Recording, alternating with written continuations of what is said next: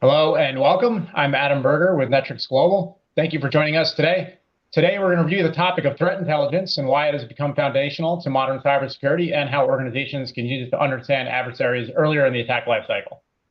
Threat intelligence data lives outside the perimeter of your traditional security program, which makes it particularly interesting to threat actors and also to security operations team. In the webinar today, we're going to explore how exposed data can fuel real-world attacks, how threat actors can use exposed data to gather intelligence, and how Netrix, in partnership with our partner Flare here, who we also have on the call, delivers managed threat intelligence to help companies improve their visibility to this often unchecked threat exposure. For those viewing live, thank you for attending. If you have any questions, please feel free to post them to the chat. Our teams who are monitoring the chat will respond. If you happen to be watching the recording after the fact, thank you for tuning in. If you want to follow up with a question, feel free to contact us directly on our website, and we'll follow up with you offline via email. So to help drive this great conversation today, I have three excellent speakers with us. Really appreciate everybody joining. First, we have Bill Bradley, who actually is from our partner Flare. Bill's with the product marketing team. He focuses on threat intelligence and cybersecurity at Flare, and his background is in threat exposure management and external intelligence visibility. Thank you, Bill, for joining us. Appreciate it. To round out the conversation, we also have Alex Shee here, who is our Senior Manager of Offensive Security at Netrix Global. He leads our red teams and our adversary emulation engagements. And Alex is going to help round out a bit how threat actors are actually using this information. His team sees it all the time. His team also uses this for our engagements as well. And so that'll bring a little bit of understanding of how these threats can be weaponized. And to further round out the house, we also have Ivan Petkov, who is our director over our SOC here at Netrix. Ivan has hands-on experience with seeing how threat intelligence data is used against organizations, how it's used against clients, and also how when this data is integrated into a security program, it can really benefit in a proactive defense strategy. So thank you for joining us today. Really appreciate your guys' time. And so just to kind of get us started, we're going to get into just a little, let's talk about threat intelligence generally speaking, right? Like, what is it? Why is it important? I want to start with Bill, who at Flare works very closely with organizations in different industries looking at threat intelligence. And so, Bill, just to kind of help educate us a bit, why is external threat intelligence really moved from a nice to have to essential today? Yeah, sure. And first of all, thanks for having me on the session today. This is great to get connected with you guys. And I want to just go back to your intro as far as background. So yes, you talked about my background in the threat exposure side. Even before that, I've been in a host of different cybersecurity companies, and you can kind of break cyber down into, roughly speaking, pre-boom and post-boom. And I've been on both sides of that one there. And being able to manage things in the pre-boom is really where it's, hey, let's prevent something before it happens. And it's a lot easier to deal with that one there. And we look at the external threat intelligence, or the threat intelligence side, a lot of that helps with that pre-boom side there. It's so much easier to manage things ahead of time. It's not quite as glamorous if you're a cybersecurity professional and come in there and clean things up. Yeah, that's oh yeah, we got to come in and do instant response. Those are great stories to tell, but in the moment, they're pretty miserable to have. So looking at that, the threat landscape around this it's grown, but it's also it's fundamentally, it's shifted, it's restructured, it's evolved. Like everyone's business, your businesses evolve to address where the market is. Cybersecurity threat actors also evolve there. And some would say that they are efficient, and they are really just capitalists at the heart of it there. You're looking at one of the changes that we're seeing very, very, very commonly is, we'll call it, it's how the ecosystem it's almost professionalized and specialized. You have these differences of labor there. You have the initial access brokers who are out there trying to find and really focus on collecting the data there. You have a group of cyber criminals whose focus is on creating the malware, creating those different tools there that exfiltrate the data. You have the ransomware sites. You have the different phishing pages. Each one of these different groups somewhat specializes, and what that means is that every one of them is better at what they do. They're not trying to do the whole supply chain there, much like manufacturing specialization. They're focusing on what they do best, and this makes attacks, it makes them faster, it makes them cheaper, it's more scalable, and it also lowers the barriers to entry. Again, I am reasonably technical there, but I can use some of these cybersecurity and AI tools, and I can go out and I can automate things. I can buy things. I can do things that I may no longer, I wasn't able to do a few years ago. And this is how that landscape has changed. And it means security professionals, risk management leaders within the business need to really understand this. The boards and regulators are asking questions about, hey, what are you doing, not just internally, but externally? How are you assessing where the risks are? How are you assessing the risks specific to your geography, to your vertical, to the business segment you play in there? And they want to understand how that's coming back to the business here and how that's impacting the strategy. A lot of times it's come to the attackers don't break in as much anymore. It's not this complex hack 0-day that gets them into the back end of a computer that logs over to 2 servers and moves lateral in there. It's, I'm just going to go out and buy your username and password, and I'm going to log in. And for a few bucks, I can buy a user. For maybe a few bucks more, I can buy an admin. I can buy all these ways to get into a business there. And really, the perimeter that once existed, yes, it's somewhat of a hyperbole to say it's gone. It's not gone. It's just shifted. It's maybe more software based, but there are a lot of ways why this external threat intelligence is helping security teams look outside, look ahead, and get ahead of the problem as best they can. And again, this is why we see it as essential. It's why our customers come to us and say, we need to have a better view of what's going on out there. Where are our risks today? And how does Flare help us prevent them? So with that, I'll throw it back over. And Alex, see if you have any questions or comments about that one. Yeah, I will say one thing that you highlighted there, Bill, that I think is really important is barrier to entry is much lower, right? So if we look at their organizations or criminal organizations, right, to your call out, right, and they're going to look for the lowest common denominator, right? So gathering that basic intelligence and being able to very quickly get that information, sometimes it's more of a smash and grab job, right? And that basic information that's out there is the easiest barrier to entry for them. To your point, they may not want to operate the full scale operation. They may want to grab some credentials, grab a quick identity off the internet and see if they can expose it. And they can do that for very low cost, right? And so kind of specifically looking at Flare, there is a huge focus on identity exposure and intelligence tied to that. And so you're kind of calling that out, Bill, as a focal point. How would you say Flare, from that perspective, differs from other threat intelligence feeds? Yeah, so when we look at threat intelligence feeds, one of the challenges we'll often see is a threat intelligence feed it's noisy. It's looking at everything that's out there. It's this broad collection of insights that, in aggregate, some of it in there is interesting. But if I'm a professional, I need to know what's out there specifically about my business, my customers, my employees, what's going to focus on causing me to have significant financial harm to the business there. And that's where Flare with the identity exposure and intelligence focuses on. It lets organizations see what matters to them in the moment and gives you that timely manner. And some of the traditional exposure or traditional threat intelligence, we're looking at really the external and the perimeter and outside the business there. But we know that a lot of threat comes from inside. It's inside what's the data that lives in a browser there. How many apps are browser based these days? How many passwords, how many sessions are saved in there? I know that you shouldn't save them in there. We all know that. But we also know it's easy to have there. And this is where that malware comes in and scrapes the information out of your browser there and gets those usernames, gets the passwords, gets all those fields there. And that's where Flare comes in. It focuses on what's specific to your business, your users there. We like to say that identity exposure is kind of like that smoke alarm. It lets you know something is happening as opposed to just the newspaper where, hey, there's something in there that's important, but you got to find it in there. You look at, like, we have a local town paper that comes out.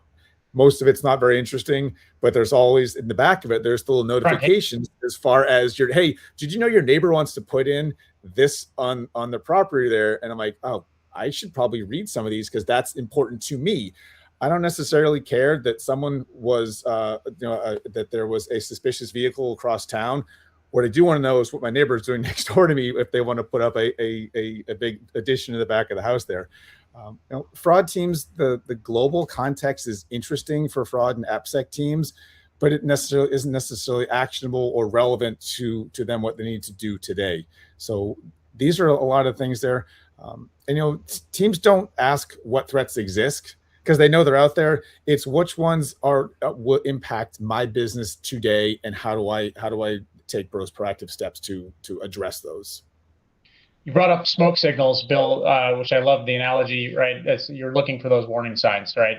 What would you say? I mean, from your platform that you guys see that are probably like the biggest early warning signs for potential larger exposure, that like leaked credentials or ransomware chatter or something to that extent? Yeah, from a top perspective, the biggest thing is it's the infected devices and the stealer log data that they contain there. For those of you who are somewhat familiar with stealer logs, pardon the quick overview, but essentially I go somewhere on my laptop, whether it's my work or my personal laptop. I go to a site, my device gets infected with something, and these info stealers will essentially go into my browser and grab all my stored passwords, all my usernames, all my session IDs, the cookies, just this massive collection of data there. And that is what's for sale out there. I can go out today, pick anyone, really, my guess is anyone who's on this call today, if I were to put your domain into the Flare platform, there's a very good chance that I will find username and password combos that are active on your organization today that are for sale. Typically, if you have a 5 or 10 person mom and pop shop, they're really the exception there. But once you get into 500,000 person companies, it is almost without where you're going to see those username passwords there. And these are the things that I can take this right now and I can go log in. I can be that person on your machine there. And then I act as though I am there. And then depending on what your other compensating controls are, what your security stack looks like, until I do something, you may not even know I'm in there. And once I do something, how quickly can you catch it there? Another thing that I talked about in that stealer log also is session cookies. This is also part of what you see in there. And this is, in some cases, a little more nefarious than username and passwords, because I essentially take over for who you are. I am not logging in. I am just, I'm trying to find a good analogy to describe a session cookie theft. And the best one I can always come up with is it's called the vampire tap on a power line. There's an electrical wire running through there. I just stick a metal spike in there and I just take siphon power off of it there. And you don't know I'm doing it until it's too late there. So those are a couple of things. And then the other area from early signs are the ransomware, the group chatter in the various Telegram channels. So Flare monitors, we have about 100,000 Telegram channels, both active and archived, that we monitor, and you'll see ransomware group chatter, things talking about organizations that are either targeted, what's potentially out there. So these are really where we see some of the signs. But again, if I look and see a trove of my usernames and passwords that are for sale out there, I can be sure that someone else may have access as well, and I need to act on those. Yeah, so that's a great kind of tee up, Bill, when we talk about what's out there that lives outside the perimeter, what is the potential possibility, how could that data be used, right? I want to shift to Alex now. We take a look at the offensive security angle, because Bill, that's really what we're talking about here in terms of how can this be used. So, Alex, when you look at it from like offensive security or threat actors, where does threat intelligence fit into how attackers plan larger campaigns or even targeted campaigns that you've seen in your experience? Yeah, so I would say for the most part, threat actors are looking at two things: stuff that's contextual and path of least resistance. So when the bad guys are going after an organization, they're going to sit, lie in wait, right? They're going to develop all the information that they can about the organization, because a way to get in is if you make yourself relevant to what the business is doing day to day, right? Who's your target? Who are they doing business with? What are some downstream vendors that they work with, right? You build that level of intelligence so that when you try to emulate an identity, person, phishing, or maybe you're already into the environment, you have to be able to walk the talk at least a little bit to convince people that you're not the bad guy, right? So there's a little bit of masquerading that's going on there, and that's where all that contextual information becomes super, super important, right? From the path of least resistance standpoint, if you can get credentials right off the dark web. Why not do that, right? Rather than spend hours trying to get a proof of concept working at a firewall endpoint, you don't even have an identity at that point, right? So if I could just go buy an identity for, let's say, an executive assistant, that's way faster for a threat actor, right? Easy way in. And there are some people probably on the call looking at some of what we're talking about and saying, hey, credentials fine, but I have MFA, I'm okay.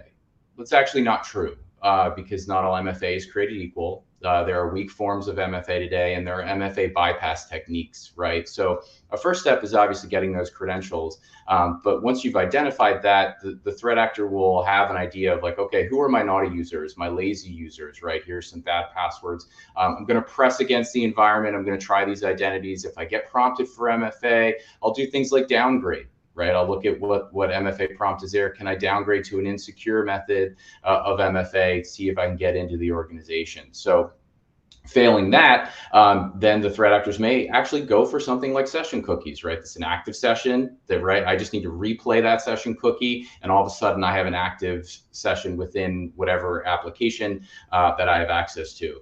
I do want to emphasize there's a lot of users out there that don't like to log in again, right? Like remember my session. Right? Remember me for 30 days, bypass MFA for 30 days, right? These are all risky things that start happening over time. Users that don't like doing the authentication piece, increase risk exposure, right? So when you get that data from Flare, you're able to ingest and identify, okay, what is my immediate risk exposure, right? And let's say you don't have phishing resistant MFA deployed in your organization. If I were an administrator, I would probably take those users and say, all right, we're going to increase our conditional access policy threshold here, right? Reprompt for phishing resistant MFA to try and protect the organization a little bit. Yeah, I just want to jump and add one quick comment on that one there, just on the MFA side, just because we talk about this often. And when people say, oh yeah, MFA, and the way I'll phrase it is like, I want everyone here to go to your insert favorite e-commerce application today and open it up there. Are you logged in? Of course you are, because that company wants you to shop and they want you to make a bad decision and buy something without thinking. Okay, now go to your financial services tool, whatever it is there. Chances are you're probably not logged in there. And that's a choice they make there, because on one side, they want friction-free experience. They want you to buy that, whatever it is, and have it shipped to you and same day delivery. And that's where that session cookie comes into play there. Financial services sides are typically more strict about that one. There is still a window there, but it's a porthole versus a big old picture window. Yeah, Bill, you hopped on the MFA as readily as I was. I was going to say same thing, right? Alex, it's a great call out, right? Because MFA is not sort of the eternal protection as it once was promised to be. I think the other thing, Alex, that I love that you highlighted is they're going after users, right, or employees. Like they're going to look for the ones that have are susceptible, right? So they're going to go after folks who are maybe not technology oriented, and it's often, and anything that they can get from profiling your company, or where they can look like they're a familiar face, or they can target an email to get in there and get through an MFA bypass technique. They're going after that, right? So lowest common denominator. Bill and Alex, you guys, both called that out. Threat actors are looking to use that and exploit the easiest path in, right? So that's great call out. Alex, kind of looking at your team, I am, love to talk about how is yours, because you do offensive security engagements with your group, right? And this information obviously comes in handy. So can you walk us through a couple of examples of how that publicly available information, dark web intelligence gathering actually helps your engagements with clients in terms of how you're able to leverage that for actual attacks? Yeah, for sure. When we're looking at staging an engagement against an organization, identity is probably the biggest surface that we look at right away. It's the easiest way in. Being able to pull threat data from who your naughty users are is probably the most useful, right? You profile those users, you rank them by who is the most likely going to have the level of access that is the most interesting, depending on the structure of the engagement. If it's an actual threat, they're probably, and let's say it's related to ransomware, financial gain, people in finance targeted. Right. If you're trying to get some elevated level of access, maybe downstream some type of IT individuals. I think one thing that tends to happen is password reuse, right? So a a user that maybe they have a halfway decent password for, let's say, their Netflix account or whatever it is, but then they decide to reuse that same complicated password within the corporate tenant. So those are things that actually become really interesting, right? So once we get that credential list from threat data feeds, we're then going to try a series of password guessing attacks against the tenant, all of course within the lockout threshold with our client. We don't want to lock anyone out, but we want to simulate the activity, right? And so part of that exercise is to detect if the client environment can tell if there's an attack ongoing, right? Are they able to flag different risky users based on the activity that's happening? And if there is a successful authentication attempt, and let's say an MFA downgrade, does that show up in the alerts at all, right? So that's just an example of probably how we would do an initial approach and start pressing upon an organization. What would you say, Alex, from your perspective, just from data you see out there, is maybe something that's underestimated in terms of leaked data that could actually be really weaponized that maybe people aren't thinking about? Is that concern? Maybe they think MFA or the leaked credentials. Like, what do you see as kind of the weak point often? Yeah, Bill mentioned session cookies. So the session cookie piece is actually quite scary, depending on how session controls are set within the tenant. I've been in client environments that have set up their users to have M365 session cookies last longer than a week. And the team has gone up against the tenant. We've done an MFA bypass. We have an active session, and then we just kind of leave it up for the duration of the engagement and see, does this thing ever log me out, or can I continue just scrolling through the accounting emails, all week long, right? So the session cookie piece is definitely probably the most concerning. And I think that's where you get into looking at things from a defense in depth perspective, right? Assuming that the perimeter will get breached at some point, and what type of controls and tuning have you done within the organization to surface alerts of anomalous activity, right? That go beyond just that first authentication layer. Yeah, I think Bill definitely called it out, and you're kind of corroborating of like misconceptions of what your security controls can do, right? How can some of this, like session replay is a huge deal now. Alex, defense in depth is a great call out to that in terms of not one control is going to affect each of those parts of that kill chain.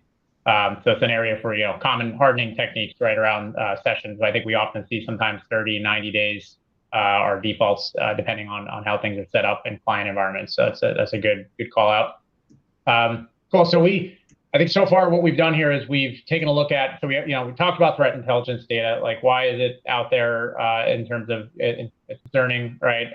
Companies need to take regard to it. How can it potentially be used? Bill, I want to hop into, you offered to do a live demo actually. So actually taking a look at what kind of data that can be seen out there. And then maybe Alex can provide a little color while Bill's demoing just in terms of like how some of this stuff can be used just to help really inform the audience of what can actually be out on the internet that they may not know about. Absolutely. I'll get this platform up here. And I'll always preface this by saying that doing a live demo is like working with children and animals on any sort of an action. So you can control them to an extent, but you never know when external factors like maybe, hey, a bird flies through and the dog runs after it. So anyway. We won't blame you, Bill. It's okay. The audience might, but that's okay. They can put comments in. I'll take that anytime. So anyway, here's just a quick view of the Flare platform. I'm going to walk through a little bit of what it is, and then a couple really we'll call the most common use cases that our customers have use Flare for. I like to start here just to get the breadth of what this platform is capable of. So this is our active collections here. You can see this massive number here, and this is constantly being updated. This is essentially the data points, the information, the usernames, the passwords, the stealer logs, the SEC, all these different data points that we use to create this massive collection of identity-focused exposure intelligence out here. So this is where we start from. It includes its Telegram channels, it is ransomware, it's forums, it's pay sites. It is a broad collection of where we pull data in out there. And yeah, at first blush, people say, wow, that's a lot. How am I supposed to even make sense of this when they're, well, we have what's called identifiers, and that's where organizations are able to take that 1.6 billion events there and focus in on, this is what matters to me. And when we talk about identifiers, it's what's something important to your business. Is it your domain? Is it your some of your brand names, trade names, things like that? And that helps you move down to, we'll call that, here's what focuses in what matters to you. And again, looking at what people are most commonly looking at Flare platform is leak credentials and stealer logs are really the number one thing. And this is, again, these are those warning signs that something is happening. People say, hey, where are you getting this information? Is this legal? Are you doing this? And we have, for more of that, we do have a full data integrity. We have a data collections site on our webpage that explains where we get this. What we're doing here is we have a broad collection. We're pulling information that is generally available. We have people on forums. We have people who are actively pulling this information here, but this is information that exists out there. We're not creating this, and we're not breaking into systems to find this. This is something that our platform is able to locate there. And like, I'm just going to pick this first one here. Infected device, a stealer log. So this is a machine that has gone to a malicious website, put a candy drop USB, somehow got software on their laptop or machine that wasn't supposed to be there, and is harvesting a whole collection of information. You can see, again, this is a demo environment, so the dates are a little bit out of skew there, but typically we will see things, we will surface items on dark web within typically minutes of when they're listed out there. So yes, this shows an October 2025 date on here, but on a live platform, you will be seeing things in near real time when they put out there. So here we have, again, a stealer log from October. You can see who the user is, the location, a little bit more about the malware family. So you can get a little more information as far as what is on this machine, what happened out there. But really, what do you care about as a cybersecurity professional? Okay, what's the detail? What do they actually have out there? I go under content here, and I can see more about what's in there about the device. But what's the biggest thing you want to see? Credentials. And here, so you have a list of, this is what, 30 or so different credentials out here. Username, password, and URL. This is typically, like, I've been to customer meetings, I've been to events where we'll have a prospect will come to us, talk to us, and say, all right, show me my domain. I'll put their domain in there, and you see the eyes like, oh, I know that person. That's our head of IT, or that's our CFO, and that's their active username and password there. And this is really where a lot of that comes to I will keep my language clean, but the insert expletive moment that is a way to get attention out there. So, I mean, that's the first side of it there. And once you have this, there's a couple things you can do. Yes, there's manual, but we do have integrations into Entra and Okta. So you're able to take these here, and it will automatically validate these credentials against Entra or Okta, your IDPs there. And depending on your risk profile and what your desire for automation is, you can take action in your platforms there to either force re-authenticate, kill the session, lock down the account, do whatever it is that take the automated approach there. And that's typically a different organizations have different perspectives on how much automation they have. It's one of those things that's good until it isn't. And that's when you lock down your CEO who is in a meeting with one of the investment bankers, and all of a sudden his or her laptop gets authenticated out. So that's why, again, that's part of that business conversation. This is username and password here. We also talked about session cookies as well. We can pull session cookies in this as well. And you can see here, there's a handful of cookies there.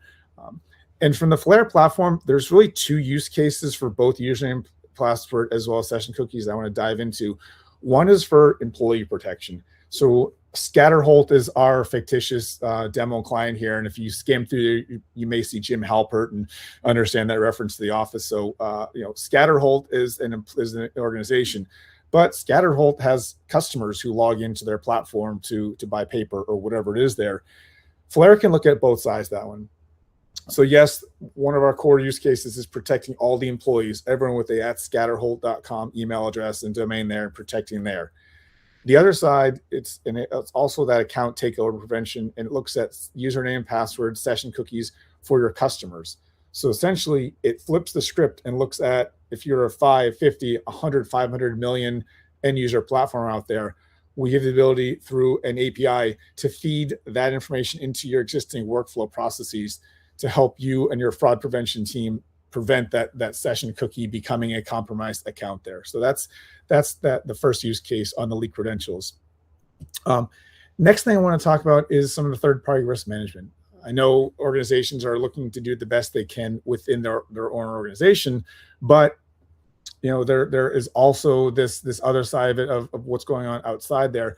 And with Flare, you can also do some investigation into third parties. So I'm going to skim down here open this one here.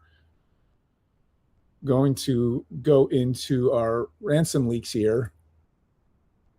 And we'll see a different view here. So this is a view that shows something that if you were only looking at your own organizational profile, you may not find this one here. In this case here, this is an organization called Beam Me Up Steelworks, who is on Ransom Hub and has been compromised. And there's files on there that reference my organization. So from a third-party risk management perspective, I want to know what's going on out there. What is this file out there? Why am I out there? Why am I in their organization? So this helps me as a security team look at that third-party risk there. And just as a side note, there are files in here. And as we all know, malicious actors aren't always the most up and up about file names, what they may or may not contain. One of the things that Flare has is we have a sandbox. I can take these files there and detonate those within that sandbox environment in a safe environment to see what's in this file. I can view it, understand what's in it without putting my organization, my machine, my infrastructure potentially at risk there.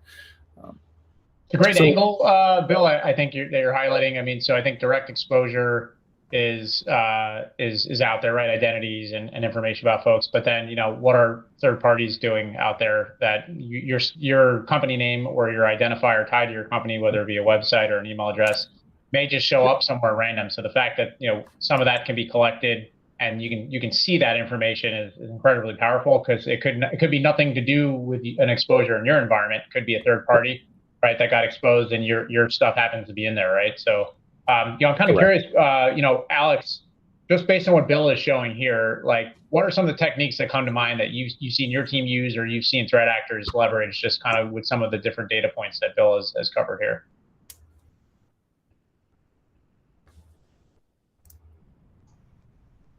Can you guys hear me? Sorry, yep, some mic issues there. Gotcha.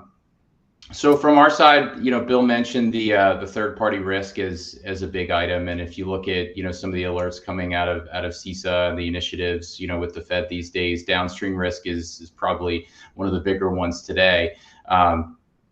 And the issue with that is a lot of these communications are trusted within your target organization, right? So if I have a vendor that I work very regularly with, I'm going to trust that domain. But if that domain gets compromised in some way, there could be issues, right? And that becomes particularly, I would say, frustrating for those that are trying to defend against things like financial fraud, right?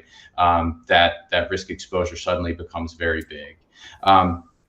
Bill mentioned something, in a capability within Flare, which I think is really important to highlight, and that's the ability to automate some level of this, right? The fact that the platform has hooks that you can integrate within your existing platform.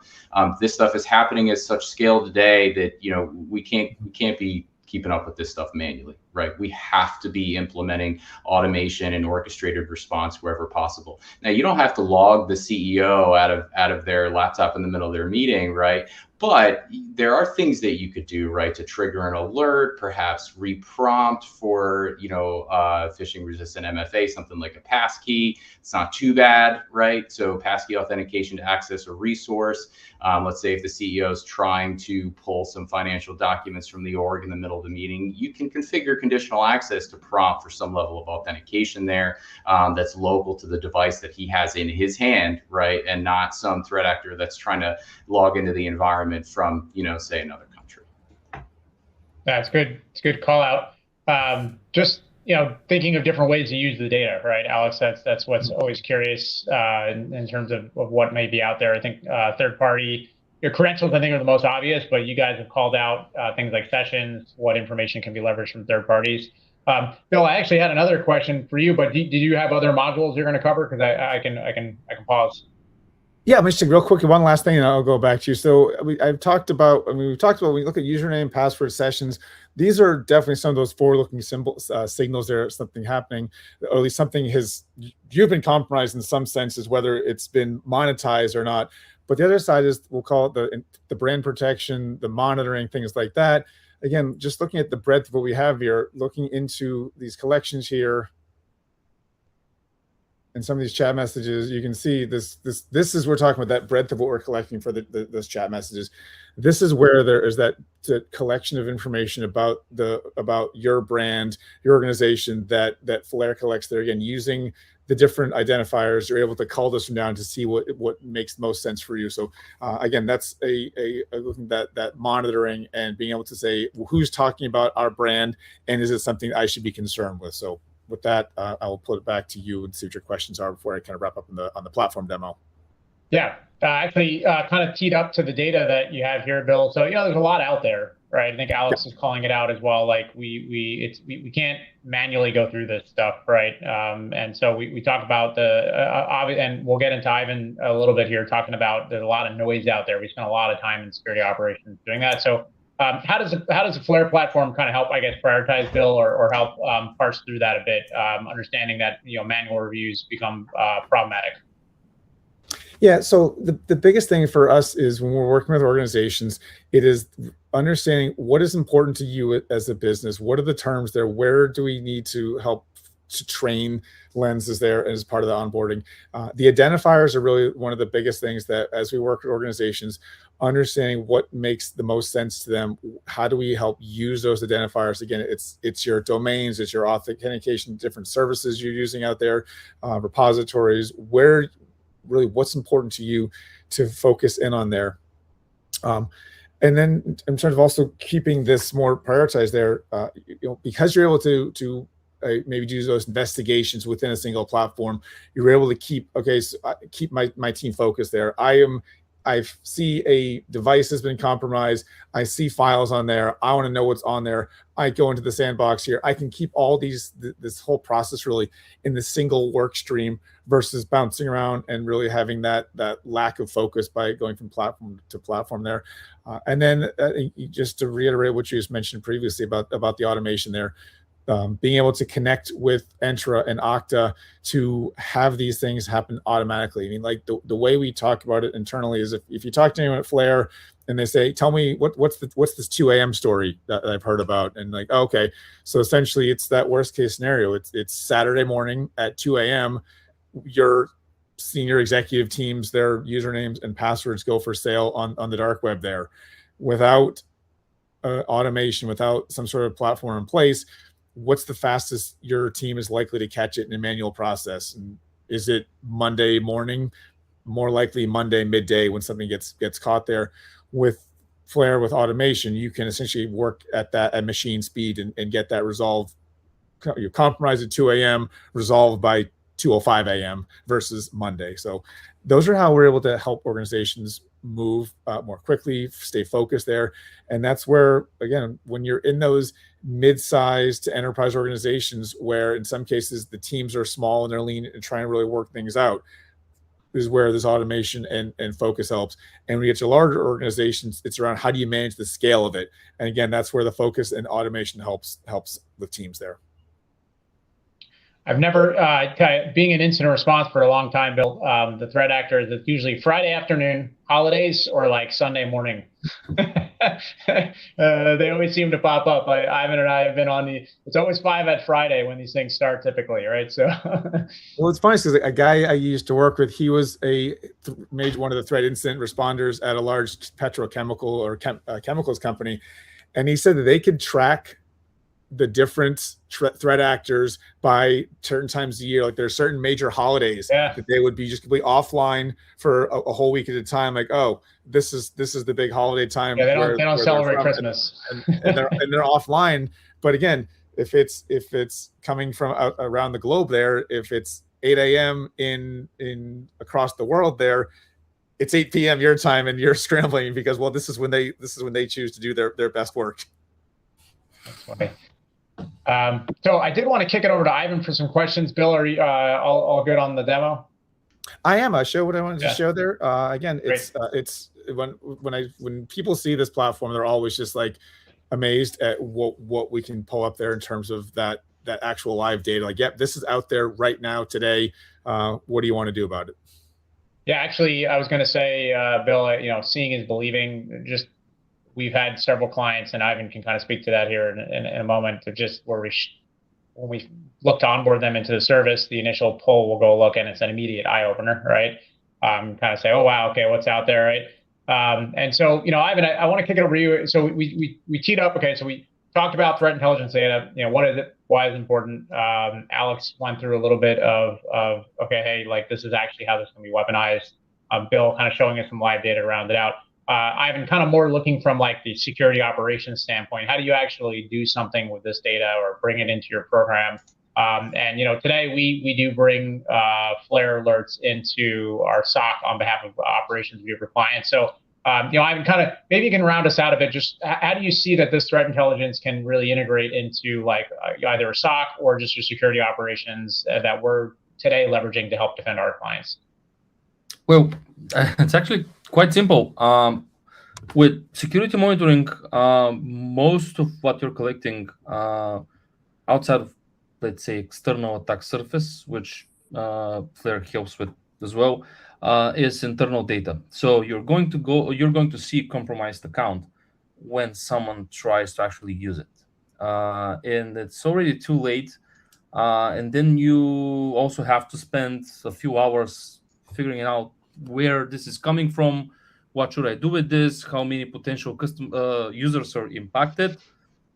It all takes time, and during that time, the attack is most likely not stopped, so it might continue in the background. So we're changing with Flare, we're changing the way we're interacting with such alerts into from reacting to already compromised credentials that are being used into proactively getting leaked credentials and taking actions to secure them, to secure these accounts or hosts before they're actually exploited and used against our customers, which is important. We've actually run a few different experiments with live customers where we were able to pretty much like with all customers we test with Flare, we find credential information, and most of it comes from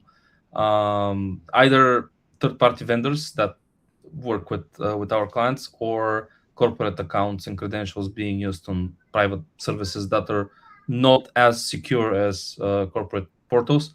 So very often credentials leak from them, and it's not even a targeted, like these start with automated reconnaissance attacks just against the domain, a list of users, see if something will show up, and then if it shows up, it becomes scary. What's the typical workflow, Ivan? So Bill's showing us you said different types of alerts, just classifications, right? So can you kind of walk through how Netrix does it? And I think that'll help clients sort of understand if they're even just looking at threat intel, like what would a security operations team look at when they look at this data? What are they looking to validate?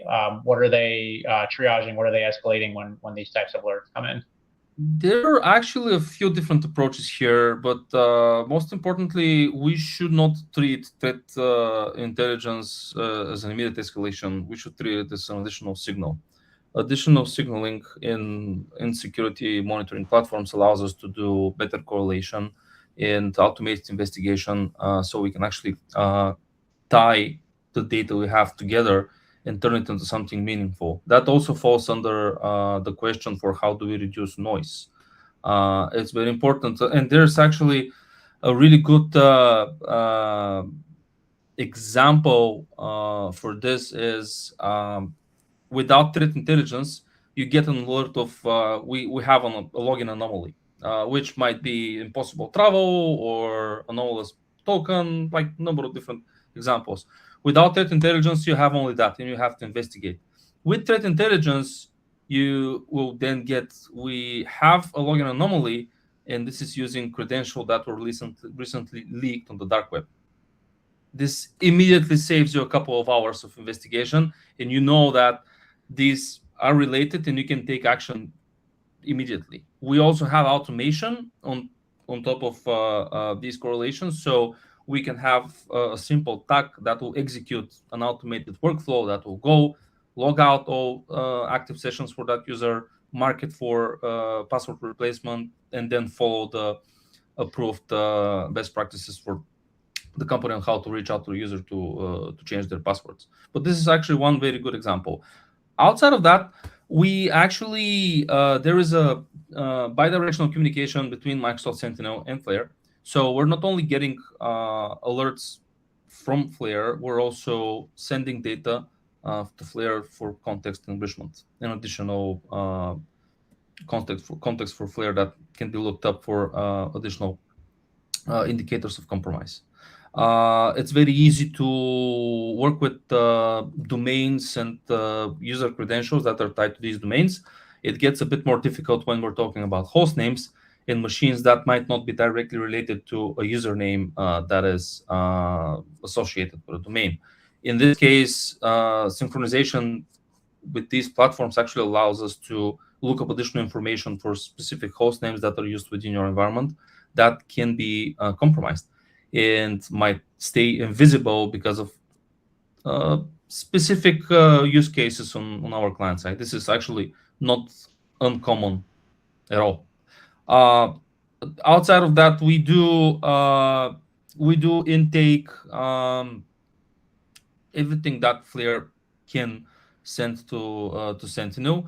We enrich it additionally on the Sentinel side. Like so, on the security monitoring side, we take all these alerts and information that Flare found for our clients, and then we enrich it with identity logs from our Active Directory or Entra, additional endpoint activity from Microsoft Defender, and as I already mentioned, sign-in anomalies from user identity protection. This is how it's called on Microsoft side. That enrichment allows us to have better prioritization for our instance and significantly reduce the noise rate, because everything we get in terms of security alerts in these systems, even like outside of Flare, simple security monitoring, generates a lot of noise. And without additional context, you have to look at that noise. And I gave you the example how a simple integration saves you 2 hours. You can imagine how you can automate out of 1,000, you can automate 850 alerts just to do these additional checks. And since they're low priority, if there's no additional compromise like attributes found, you can automatically close these. So now you're shifting focus from 1,000 alerts to 150. That might be more important for you. Yeah, one thing, Ivan, that you covered just as additional signal, you raised that there. I think that's a great data point when security operations teams are looking at this, right? So I think a Flare threat intelligence platform, standalone, can send alerts and you can monitor those, right? But if you can take that signal and integrate that into an event system like Microsoft Sentinel into SIEM, and have it provide additional context, and then correlate that with other activity, Ivan, that's where the power is at, right? In terms of automating. It is, and with most of the customers, we start like early conversations. The question is like, what's the ROI on this? And when you start just looking at how much time you save going through alerts, the solution pays off immediately. It's a matter of balance how you use that information. There's not a unified solution for every single type of indicator that you get, but if you have a balanced approach, automate most of the critical tasks to prevent additional compromises, and then implement a workflow and a process to verify, triage the rest of the information, and enrich all of your other incidents. This is a perfect balance, and it yields very good results, minimized noise, and investigation efficiency.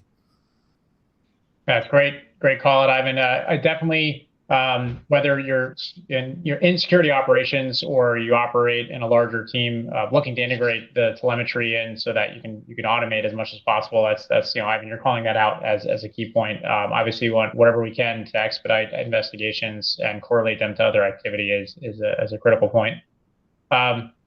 So I appreciate you rounding out when we talk about how we operationalize this. Any closing comments, Ivan, just in terms of like things that you think about when you think about using this intelligence and what people can do with it?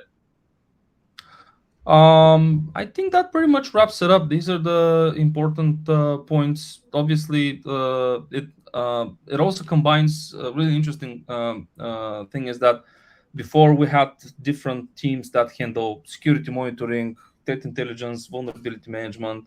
We're starting to shape one big concept for one big security team that handles everything, and managing individual tools just doesn't add up to this like new team mentality. So we're embracing products that actually can integrate into one central security monitoring platform, and like compared to other systems where you only had like an instant that you can look and take any action outside of the platform.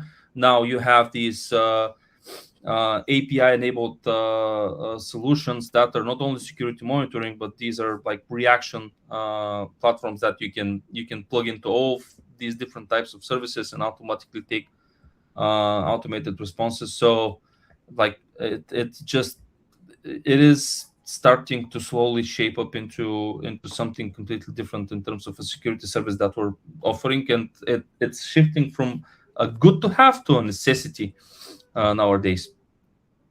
Great call out. Ivan, totally agree on the necessity.